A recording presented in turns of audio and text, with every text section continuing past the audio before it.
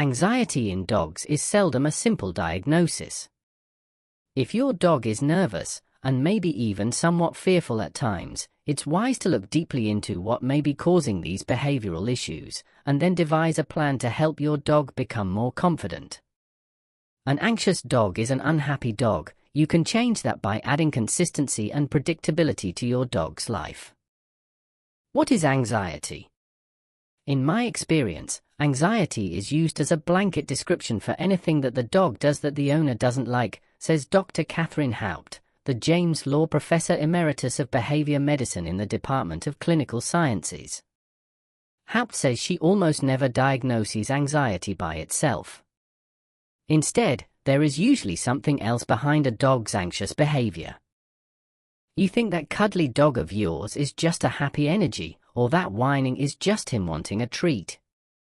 But what if I told you the truth is far darker? What if your dog isn't bored? They are living in a constant state of clinical anxiety. In the next 10 minutes, we're going to break down the signs you've ignored, the scientific causes, and a dedicated path to truly calming your dog's mind. Don't forget to like and subscribe for more. Signs of anxiety include destructive behaviors. This often involves chewing, digging, or scratching furniture, door frames, or other household items, especially when the dog is left alone or feeling overwhelmed. Drooling. Excessive drooling, beyond what's normal for the dog's breed, can be a physical sign of stress or nausea accompanying anxiety. Ears pulled down or back. This is a key piece of dog body language. Ears held flat against the head or pulled back towards the neck signal that the dog is feeling fearful, submissive, or anxious. Excessive barking. Persistent, repetitive, or frantic barking that seems out of place for the situation. It's often a dog's way of expressing distress, fear, or frustration, for example, alert barking, territorial barking, or anxiety-related barking. A complete video on stopping excessive dog barking is attached in description. Licking lips, often done quickly and repeatedly. This is a common calming signal a dog uses to try and soothe itself or signal to others that it is uncomfortable or stressed. Panting. Panting when the dog is not hot or hasn't exercised recently can indicate stress. It's a physiological response that can accompany high anxiety levels. Shaking. Trembling or shaking, particularly when the dog is not cold, like after a bath, is a clear physical manifestation of fear or nervousness. Whining. Vocalizing with a high-pitched, often continuous sound. It's an expression of distress, need, frustration, or worry. Whites of the eyes showing. Whale eye. When a dog turns its head away but keeps its eyes fixed on a threat or source of discomfort, showing the half-moon shape of the white of the eye, the sclera. This is a strong signal of fear or potential aggression due to anxiety. Behavioral issues during anxiety. Dogs can exhibit anxiety through a wide range of behavior problems. Number 1. Separation anxiety. The dog shows signs of distress, such as whining, howling, barking, pacing, house soiling, or destroying household items after their owner leaves.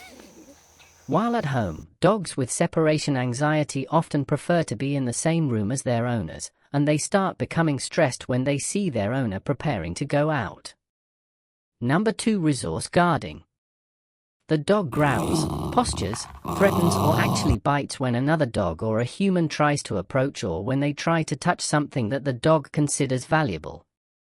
Resources that are typically guarded include food, treats, and toys, but dogs can also show resource guarding over a preferred resting spot or their favorite person. Resource guarding can be genetic, and it can also be a learned behavior, usually due to having to defend scarce or necessary resources from other dogs. Number 3. Territorial aggression. The dog lunges, growls, or snaps at people and dogs who come near their territory. This behavior is usually displayed along fence lines, through windows, and at doors. These dogs may still exhibit good behavior when visiting someone else's home or walking in an unfamiliar neighborhood, but then they bark and lunge at anyone who comes near their own house or walks past on the street. Number 5. Sound sensitivity. The dog reacts fearfully to loud, high-pitched or unusual sounds. Individual dogs may find different sounds scary, and these can include the noise of objects falling, phones beeping or ringing, cars idling, noisy traffic, and more. While most dogs might be startled by an unexpected sound and then move on, a sound-sensitive dog does not recover from that initial reaction, and they will continue to show signs of distress. Cognitive dysfunction syndrome, CDS. The dog paces and pants, particularly at night, and they are often restless, not wanting to settle. They may also seem disoriented. CDS usually affects senior dogs as a result of age-related changes in the brain. Behavioral modification strategies. Behavioral modification is critical to managing anxiety, but the exact strategy depends on the cause of the anxiety, as well as any other behavioral issues that are present. For example, if you own multiple dogs and one starts to exhibit resource guarding by preventing your other dogs or even other pets from approaching you, then you could start by keeping the animals separate and giving them each equal one-on-one time with you. Gradually, over time, you can start doing some activities with the dogs together again. If your dog has separation anxiety, you can gradually desensitize them to being left alone. Start by first just walking out of the room and immediately coming back, then gradually increase the amount of time that you are out of sight. Don't expect a quick fix. An experienced, fear-free dog trainer who offers classes for you and your dog can be an excellent place to start. Good dog trainers use positive reinforcement to encourage the desired behaviors. Avoid trainers who use harsh, punitive methods such as yelling, jerking leashes, pinch collars, shock collars, and so on. Be wary of any trainers who offer a quick fix. Consider medication.